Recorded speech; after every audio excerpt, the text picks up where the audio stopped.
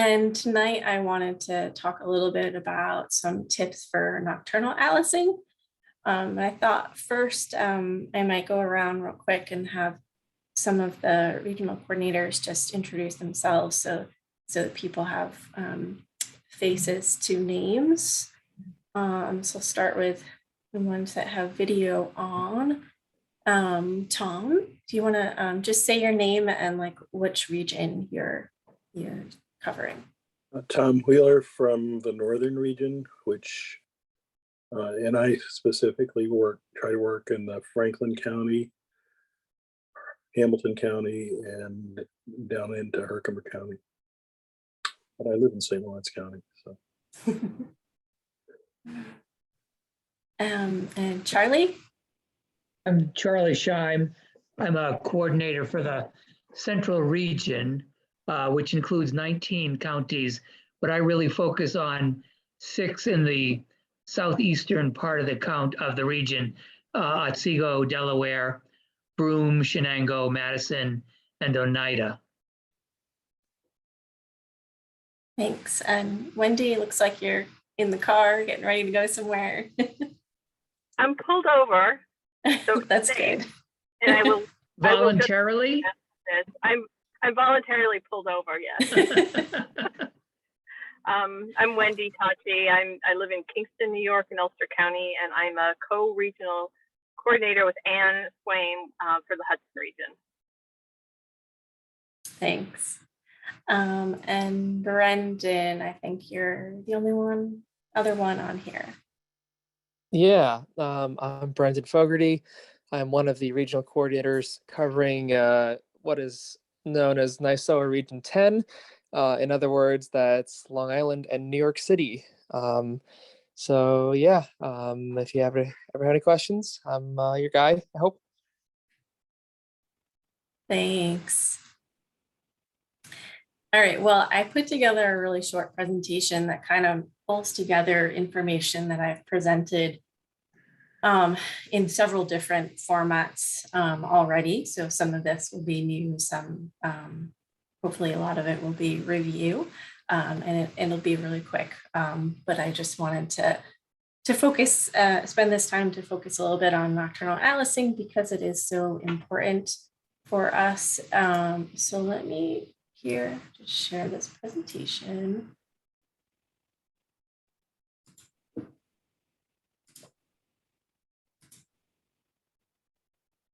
Okay. Can you see that? Yes. And,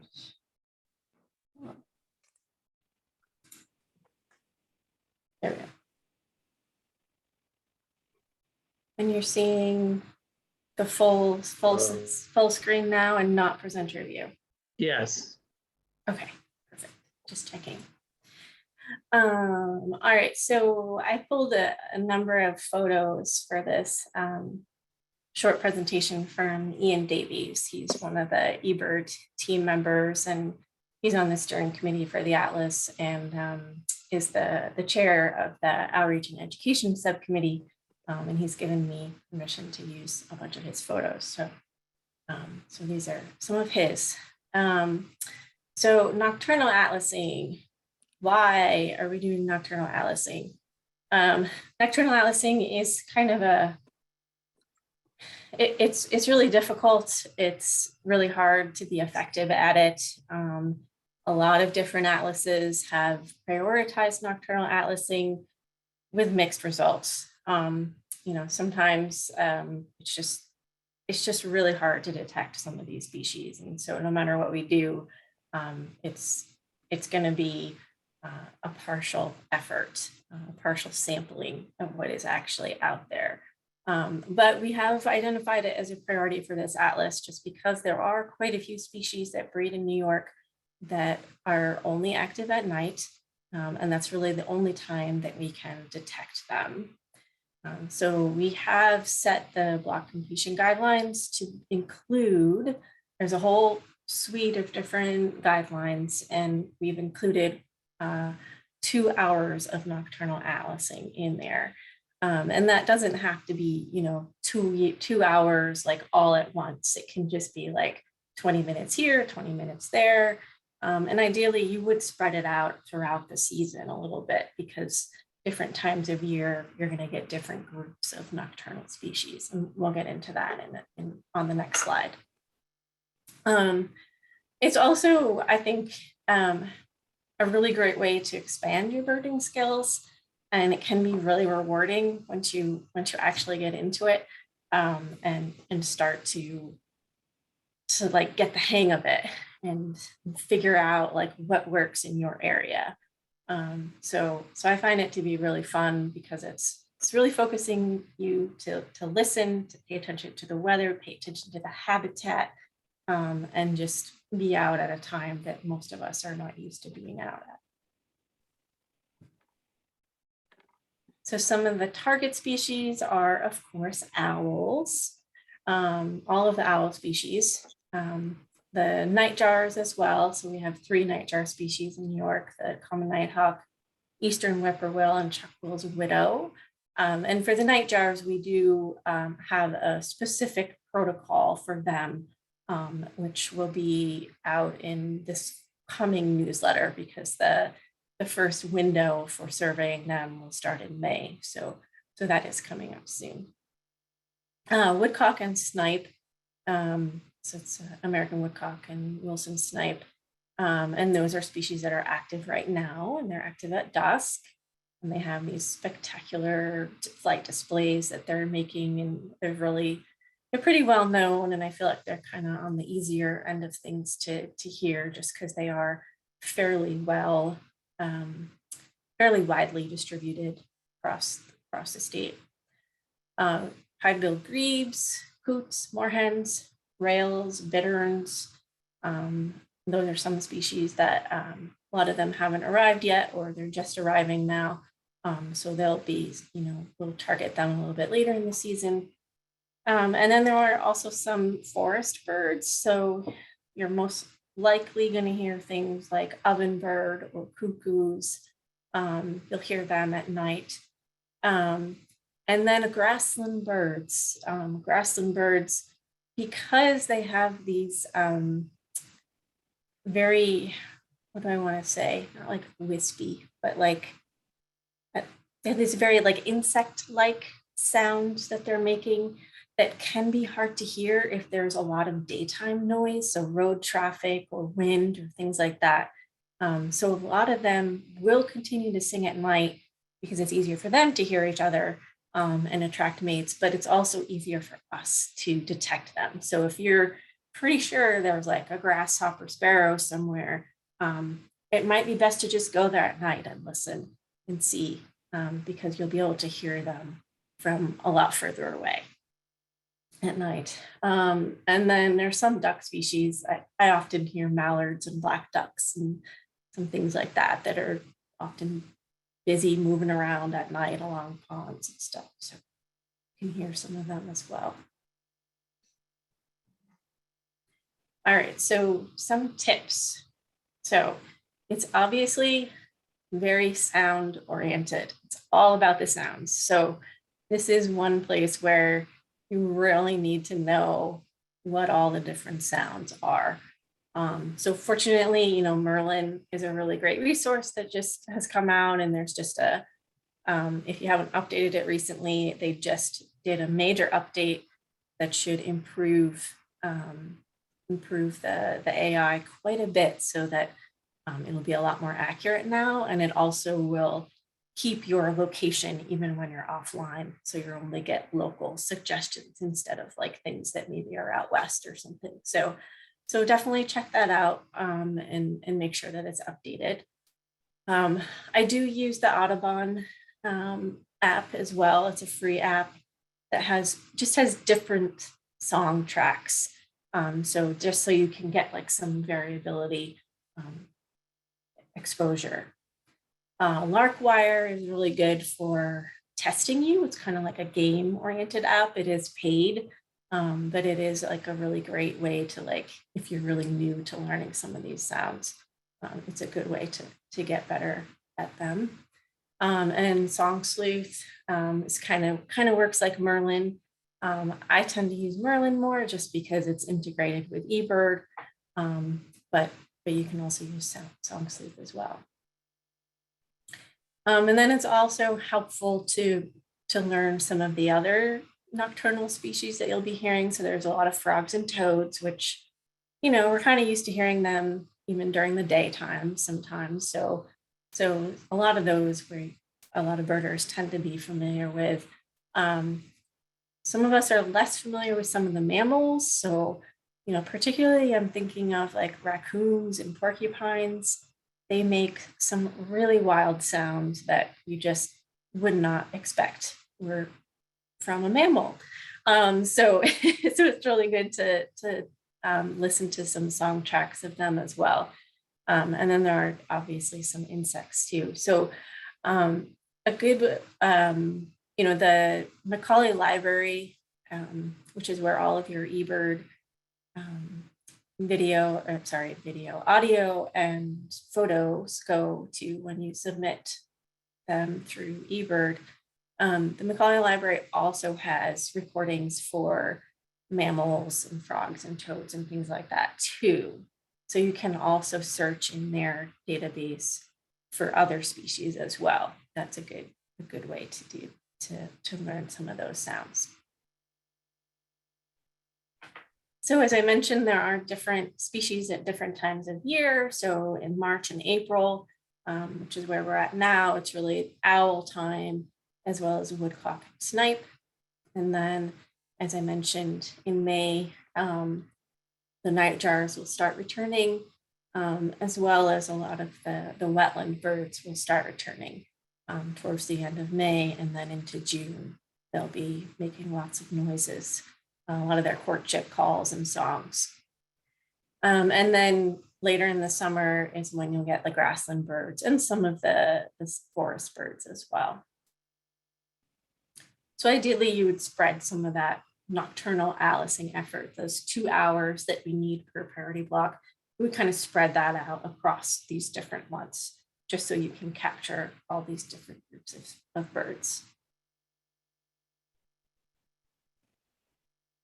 All right, so then the other thing is for each of these species to really familiarize yourself with the habitat requirements for these species, and then to try to figure out what that would look like on an aerial photo, and then using the satellite imagery like in Google Maps or Google Earth, you would try to find places that look suitable for that species on a map before you would go out into the field.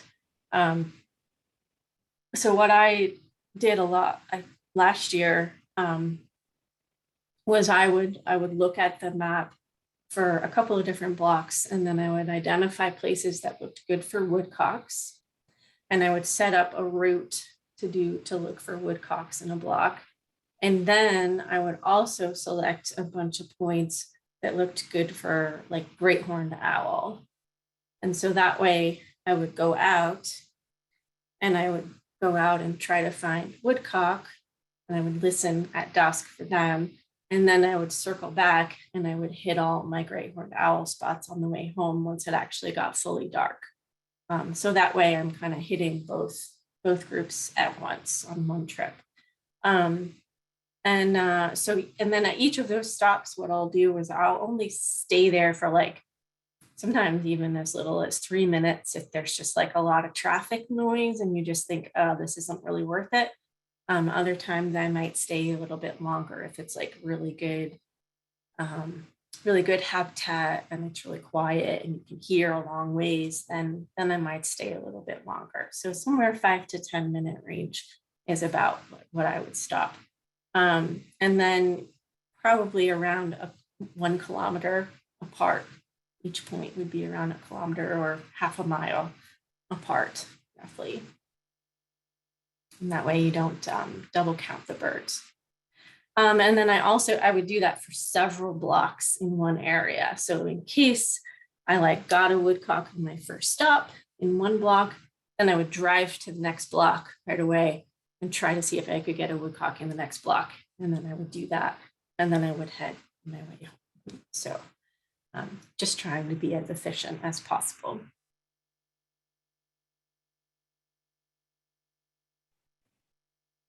And then in terms of weather, I mean, it's really the same as for daytime birding, where you don't want a lot of precipitation, don't want a lot of wind. You want to make sure that, because it's all sound-based, there's no visual cues at all. You want to make sure that it's really calm weather, so that the sounds are really carrying all the way to you.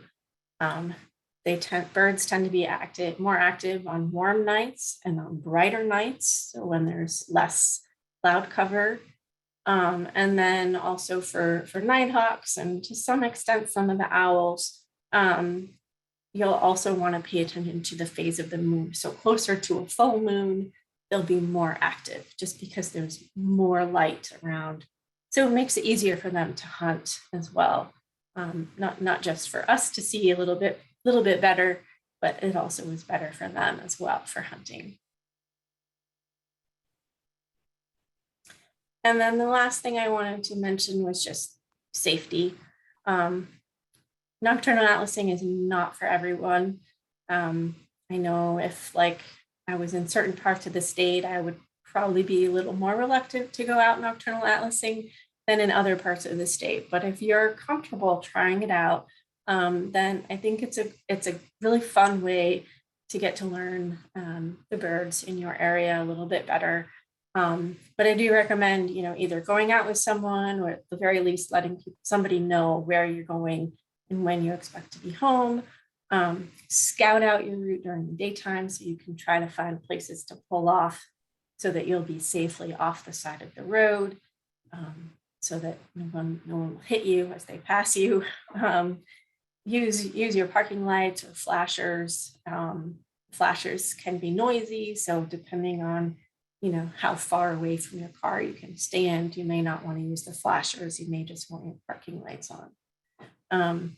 It's helpful to wear a reflective vest, have a headlamp or a flashlight, and then check for ticks when you get home. So that's all that I had to say. And then I wanted to also, hopefully I don't make you sick here by moving things around. So on the Atlas website, there is this page for the handbook and materials. And if you scroll down here just a little bit in this breeding behavior references section, this is where I've listed all of the atlasing guides. So you've got the grassland birds, the nocturnal birds, the marsh birds, and then also all of these species spotlights. So for example, if we go to, we've got, great horned owl, we've got American woodcock.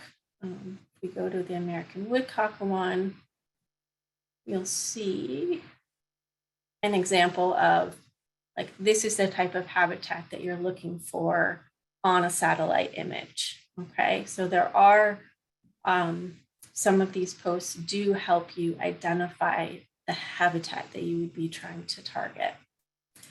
Let's see.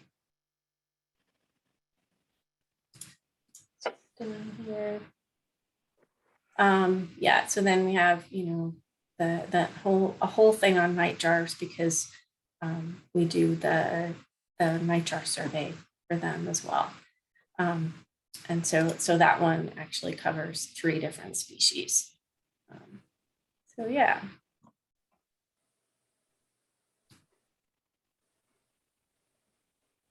Okay, so let me. Julie, could you talk about the times for nocturnal and the idea of making nocturnal checklists versus diurnal? Yes. That, and I just want to put in the chat, I'm going to put the link to the handbook and materials in there for you. Yes, great point. Sorry, yeah, we've been talking about this a lot.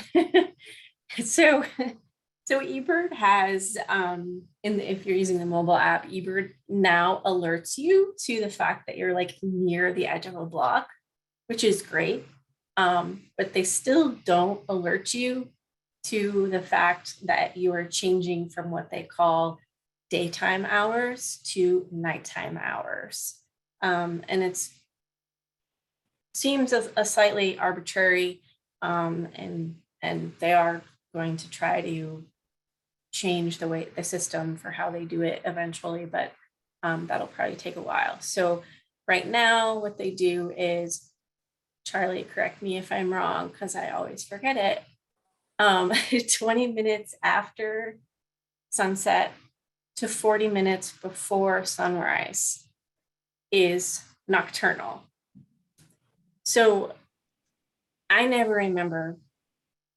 I mean, and I don't want to be bothered when I'm in the field to be like, okay, let me look in a different app and see what time is sunset and then count 20 minutes afterwards and then make sure that I start a new checklist at that time.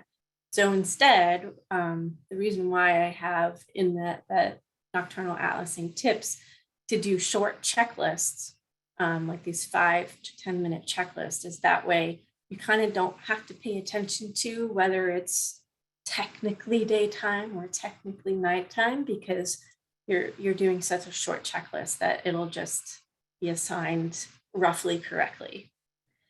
So the time that you start your checklist is how the whole checklist will be assigned. So if you start your checklist at 7 p.m.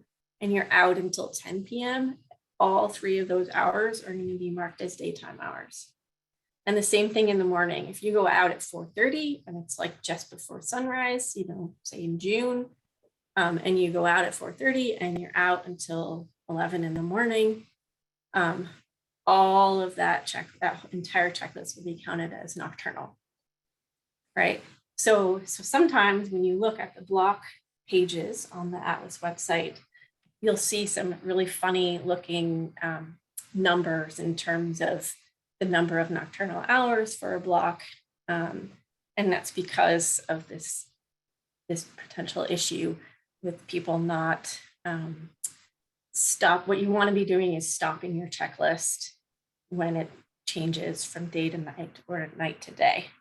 And so to avoid that, I always recommend doing these short 5 to 10 minute checklists when you're around that transition period.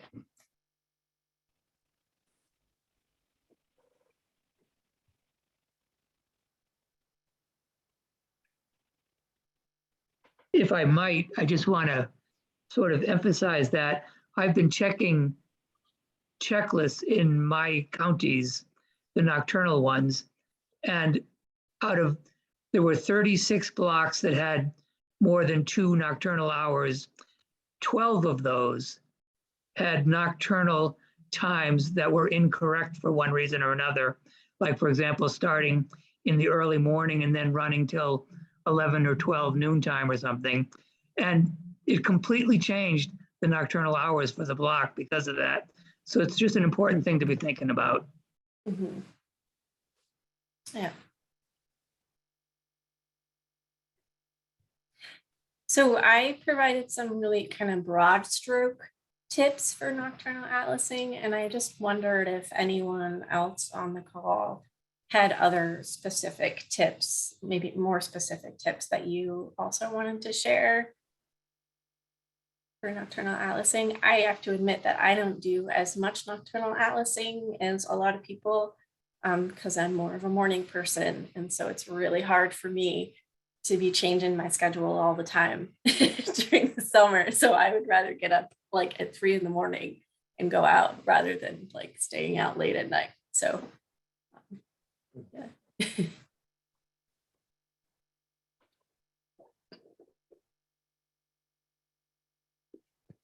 So this is Glenn Chapman.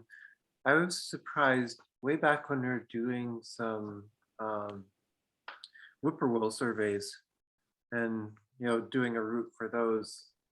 I mean, quite a few years ago. For Matt Medler. For Matt Medler. How many sparrows were singing at night? It was really interesting to me. It was a fairly moonlight night, but I found that interesting. Yeah, I mean, at nighttime can be the best time to get like grasshopper, henslows, sedge wren, like, yeah, some of those species. That's really, if you suspect that they're in some field and you just like can't hear during the daytime because there's too much ambient noise, going back at night can be like a really quick way to just be like, yep, these species are here, they're singing, and you can get them on territory. So yeah. I have a thought, Dan Nickerson. Mhm. I did a nightjar thing about 3 years in a row in Maine. And one thing I found kind of useful because it arouses suspicion from people. And also in Maine, people are very kind, so they stop and ask you if you're all right. I find a reflective vest and carrying a clipboard, which we had to do anyway for the nightjar thing because it was 6-minute Right. intervals, so you kind of had to have something there. But I find those two things give you a little, like, people are used to seeing people on this side of the road now with reflective vest and with clipboards doing something. So that did, and then sometimes people would just ask me what I was doing, but at least they weren't afraid that I was doing something nefarious that they had to pay attention to. So. And I do have a number for people working up near the border. I had a good encounter with a border agent, and I have a number if you're going to be up there. I called him just before this weekend because that's what I'm doing this weekend, and they very appreciate knowing where I'm going, the license plate of my car, the description, what I'm doing is all very useful to them, so they don't have to send somebody out to.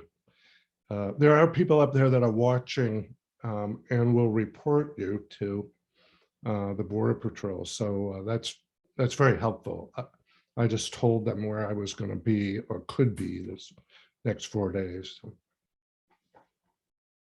Do you have that number handy, Dan? I'm wondering if you could just put it in the chat. Yeah, I think so. If possible. I'll go ahead and I'll do that. I'll just sign off, mute myself here, and okay. Chuck, I'll answer your question after Wendy. Wendy. Yeah, I have an Atlas car magnet that I put on my car to so hopefully people will get that I'm doing something and I'm not in distress.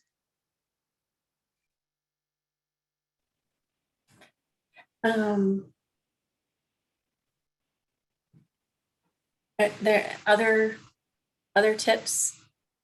I'm gonna pull up something in order to answer Chuck's question.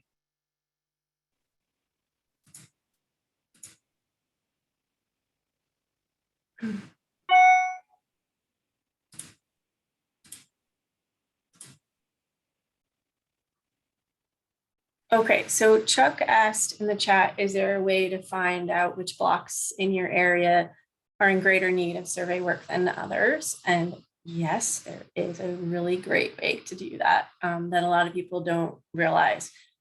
So when you go to the Atlas website, you go to this Explore tab here on the top.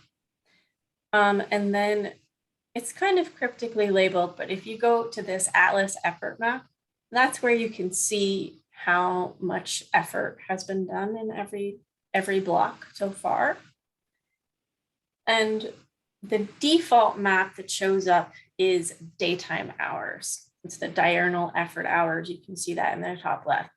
That I tend not to find that very helpful because so many people are using the Atlas portal, like even in the winter and stuff, when they're not actually like adding very many codes. And so those values can be a little bit off. So I usually do, let's just, for the purposes of tonight's theme, you can go to Nocturnal effort hours, and then you'll see a very different map show up. Takes a little bit to load sometimes. And all the black blocks are complete blocks. That's what that means there. So here now you have the map of how many hours have been spent at night. So what you can do, I like to click on this zoom tool in the top right, and then I'll zoom in. So I live in the Albany area, and you can zoom right into your region. And then you can click on any block, and you can right away see this is Delmar Northwest. It has almost 600 daytime hours, which is like obscene. And then, but it only has one nocturnal hour so far. So this is a good way to tell which blocks need help. So almost all priority blocks need nocturnal effort. It is pretty much the last of the set of guidelines that we have to mark a block complete. It's almost always the last one to be finished in order to have us mark it complete. So yeah, so and if you haven't used this tool before, then once you click on a block that you're interested, you would go to view all block data.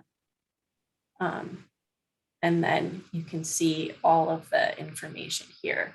So there's two different tabs. There's the overview tab, recent visits tab.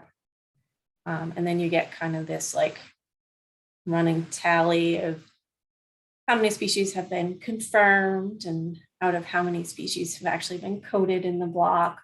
And then you can also, these headings here are sortable. So if you click breeding evidence, it will sort it. And you click it once, it'll sort by the confirmed codes first, and then the probable, and then the possible. And if you were to click it again, then it would sort by the observed and then possible, probable. So this is a really handy thing to know. So if you're like wanting to print out a list of species that have been already confirmed in the block, I would sort it like this. With confirmed first, and then I would take some screenshots of it. So yeah, so that's the best way to see what blocks need help. There are other ways to, let's go back. So there's diurnal, nocturnal. There's also complete checklist, coded species, and then confirmed species is the other one that I often use.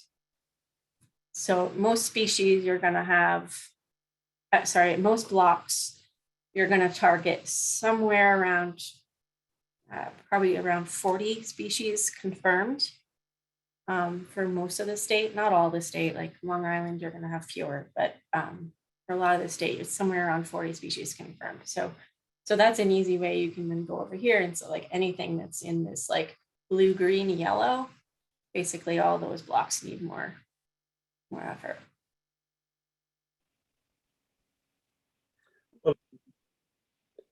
The other thing I think is it's psychologically difficult for people to go out and get 0 and report it. You know, it's true. That's an important thing I should have mentioned. So for nocturnal checklists, if you're going out there, start a checklist whenever you stop and start listening. And then even if you don't hear anything, you still submit that checklist with nothing on it, because that effort still counts. You were still out there, you were still listening for owls or for rails or whatever. So you would still do that. If it makes you feel better, you can write something in the comments, like the checklist level comments, and just say, owling, nothing heard, or something like that. So yeah, but yeah, it's quite often that you'll have an empty checklist on these nocturnal trips. Yeah. Julie, you could also point out that those 0 data checklists won't show up in the block listing of checklists. So they might be wondering where they went. That's true. Yeah, they don't get displayed on the eBird website, but I do get the data, and it does count towards the effort hours for the block. you just won't see that checklist listed there. So it's still getting counted, even though you can't like see it showing up in that on that block page. I get a separate download that includes those.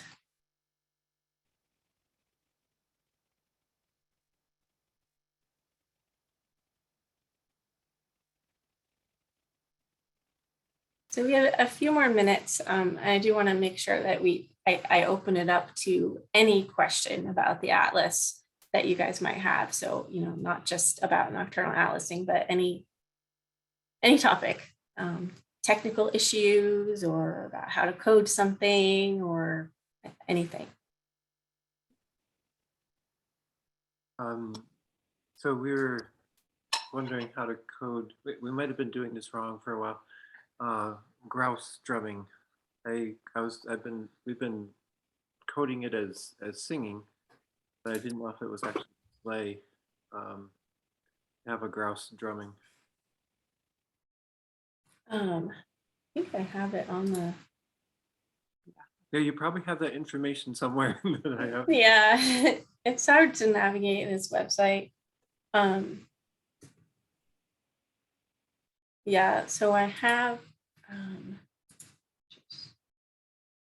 in the chat, I'll put, so this is like the main page for breeding codes that gives you the definitions and also the examples for each of the different breeding codes. And you can just do a quick search for grouse and it will pop up with underneath courtship and display. So the woodcock and the snipe displace flights, ruffed grouse drumming, the spruce grouse flutter jumps that they do, and the common nighthawk booming. Those are all considered courtship. Kind of. I guess a corollary question is, can we go back to prior years of this atlas and correct those? Yes. Is there an easy way for you to do that? No, we don't have to look for the really. easy. I just didn't know if you've sort of said, okay, we finished year 2020, so you wouldn't look at that new data, or would you go back? Oh no, you can still edit your data up Okay. until the end of the atlas. Okay. So yes, like I will, in theory, I would have already done a review of 2020 and 21 data this past winter, but I had to take some personal time off, so I didn't quite get to it. But next winter, I'll be getting to doing data review for the first 3 years of the atlas. But even after I make some edits to some of the codes, like if they were used incorrectly and I want to I'm like, that's not quite right, I would change it. You can still change it yourself up through the end of the project and probably a little bit past. I mean, we haven't quite thought that far ahead in terms of like what the drop dead date is for atlasers to edit their data. But yeah, there will be some sort of drop dead deadline after which we'll say that's it, and that's what we'll go with. But yeah, so for now, yeah, you can go back. Probably more information than you wanted. No, that's fine. Another question that comes up is, there are birds that are migrating through that are singing, like the ruby crowned kinglets are singing all over the place right now. Yes. And I know at some points you said, don't code these species if they're not breeding here. And then you said, just code what you see or what you hear. But what is your thought on like the goldfinches singing in April? Yeah, I would still say go ahead and code what you see, when you see it, where you see it. As we were talking about before, it's still information that's valuable for us in terms of understanding breeding phenology. Okay. And there were actually a couple of goldfinches last year that were actually building nests in May. So you kind of never know what they're actually going to do. But okay. But yeah, just code them whenever you see it, and then we'll go in later and say, you know, if it's like before this date or in this location, like it's almost certain that they weren't actually breeders, they were just migrants, and we'll change the actual like breeding code. Right. But the behavior code is still correct. Like they were singing. It just doesn't mean that they were breeding locally. So that's what we'll determine after the fact. Thank you.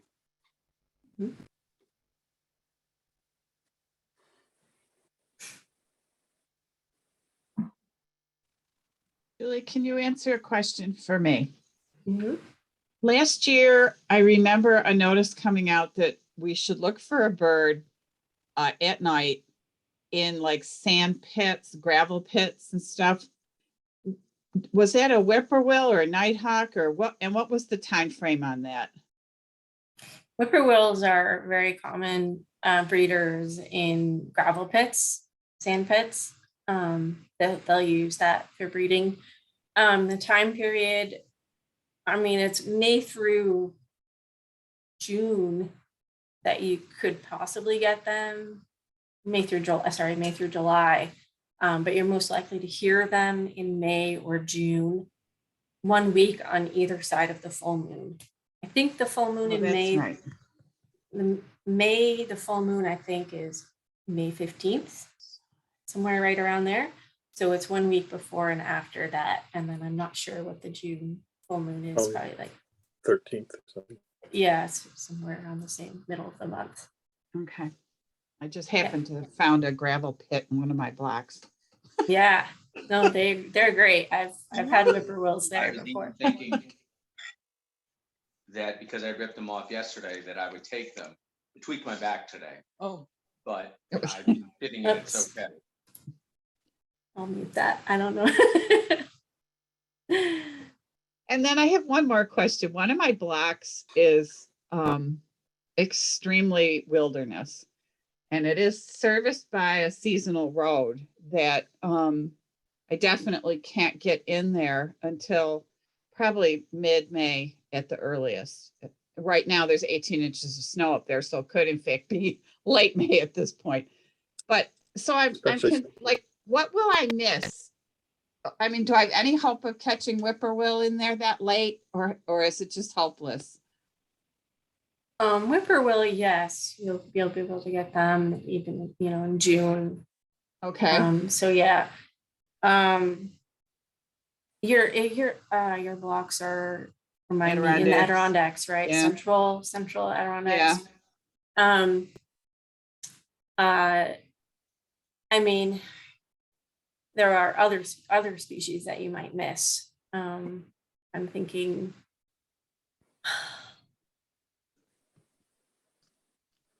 of like Canada Jay, although maybe you'll get a family unit. Not Yeah, we too won't have old. those. We're too far south for them. Too Yeah. far south for them. Yeah.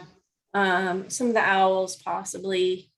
Nuthatches, chickadees, those things. You'll probably want to get in there as soon as you can, like as early as you can, to get them before the fledglings are too big.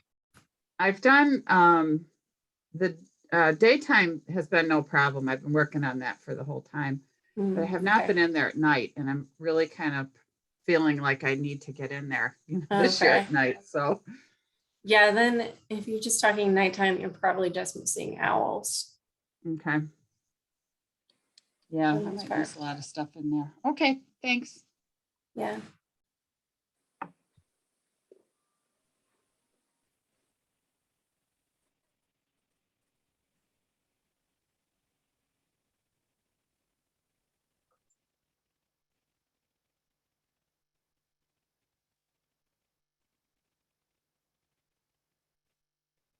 Okay, I'm going to ask one more question then.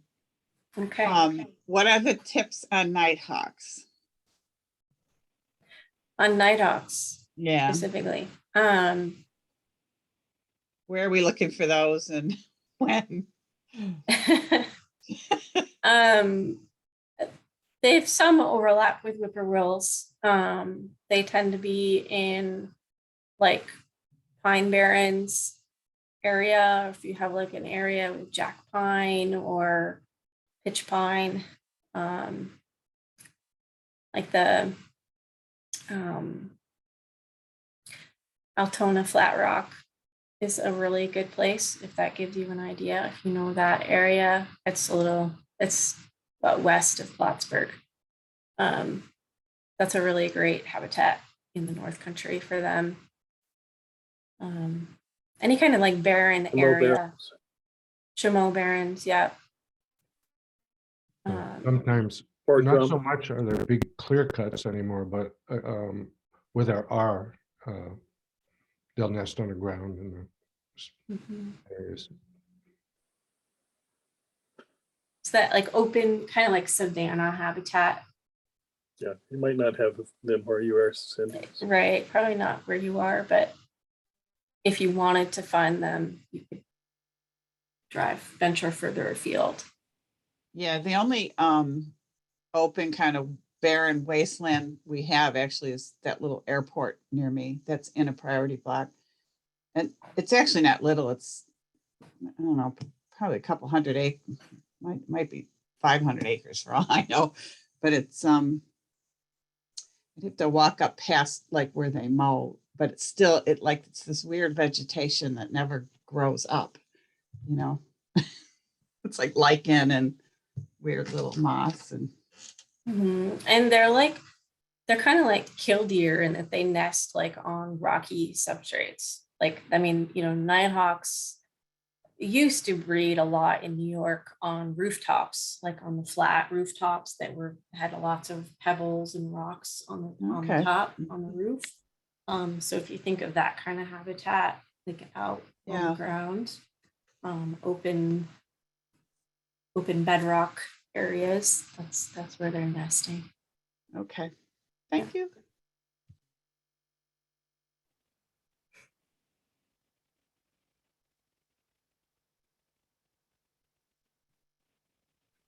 Any other questions? Because it is 8 o'clock, although we started a little late. So I can wait a few more minutes, but I don't want to leave. Like if people need to leave, please feel free to. Julie, is there any update on the trying to hire professional atlasers?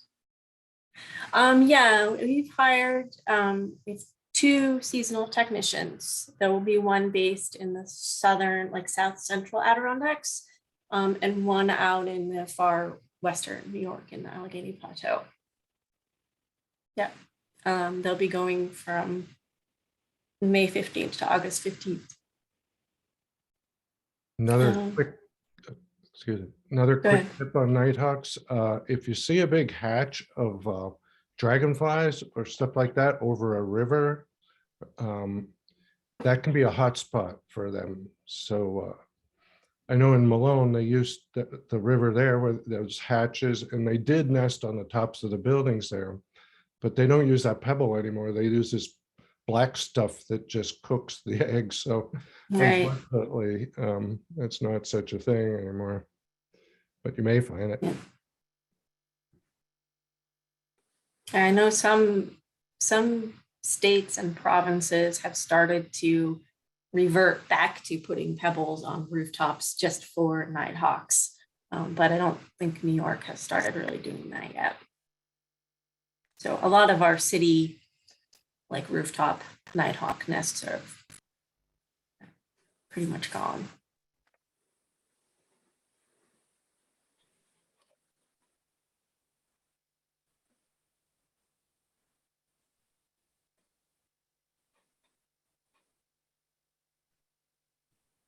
They all the nightjars love like hawk moths and stuff too, like the large moths. They love eating those.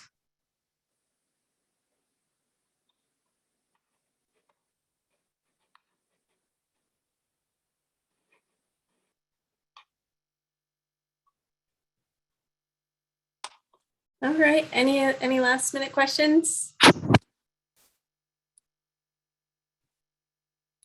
No. All right. Good. Well, it was great to see some familiar faces as always.